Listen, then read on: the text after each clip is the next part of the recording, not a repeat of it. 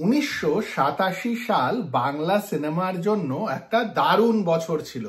আমি 1987 সিনেমাগুলো নিয়ে আগেও আড্ডা মেরেছি, আর আজকে এমন একটা সিনেমা নিয়ে আড্ডা মারবো যে সিনেমার গান আমাদের সকলের খুব প্রিয়, এখনো ভালো লাগে। আজকের আড্ডা 1987 সালে রিলিজ হওয়া বীরেশ চ্যাটার্জি পরিচালিত একান্ত আপন ছবিটিকে নিয়ে। আমি তন্ময়, আশা করি আপনারা সকলে খুব ভালো আছেন। 1987 সালে ভিক্টর ব্যানার্জির দুটো সুপারহিট ছবি ছিল, একটি একান্ত আপন আর একটি প্রতিকার। প্রতিকার যেখানে আউট অ্যান্ড আউট একটা অ্যাকশন রিভেঞ্জ ড্রামা ছবি বললেই চলে। একান্ত আপন ছিল রোম্যান্টিক ছবি। একান্ত আপনে ভিক্টর ব্যানার্জির সঙ্গে ছিলেন অপর্ণা সেন, শতাব্দী রায়, শুভেন্দু চট্টোপাধ্যায়, মাস্টার তাপু, শকুন্তলা বড়ুয়া প্রমুখ শিল্পীরা। নিম্ন মধ্যবিত্ত বাড়ির ছেলে রণবীর আর বড়লোকের বাড়ির মেয়ে সুদীপার গল্প একান্ত আপন। এদের দুজনের মধ্যে প্রেম হয়, যে প্রেম সুদীপার বাড়ির লোকেরা মেনে নেন না। তারপরে একটি কারণে রণবীরের হয় জেল। এদের দুজনের থাকে একটি ছেলে, যে ছেলেটির ভূমিকায় ছিল মাস্টার টাপু, আর বিপ্লব চট্টোপাধ্যায়ের গুন্ডামি।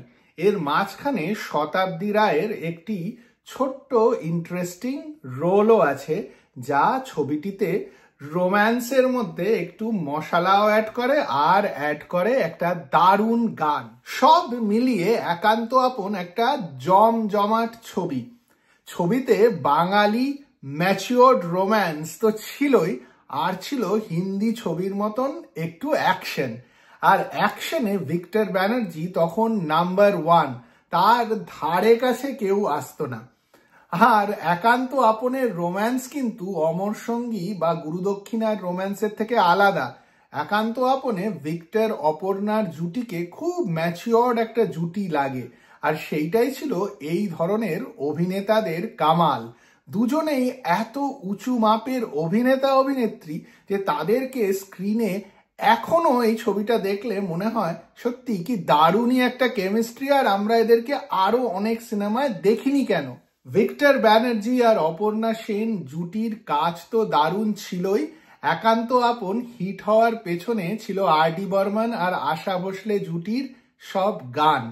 কি দারুণ মিউজিক ছিল।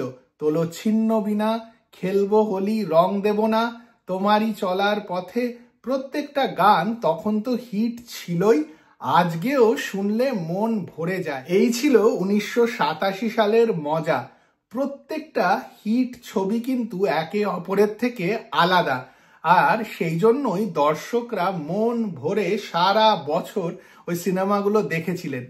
আর আজকেও যখন এই সিনেমাগুলো নিয়ে কথা বলা হয় বা ইউটিউবে গিয়ে সিনেমাগুলোকে দেখি বা গানগুলো শুনি, আমাদের একই রকম ভালো লাগে। আপনাদের যদি একান্ত আপন ভালো লাগে বা সিনেমাটা নিয়ে কোনো রকমের স্মৃতি আছে, তাহলে কমেন্ট বক্সে জানান। আর যদি এই ভিডিওটা ভালো লাগে তাহলে লাইক আর শেয়ার করুন, আর চ্যানেলটি ভালো লাগলে সাবস্ক্রাইবও করুন।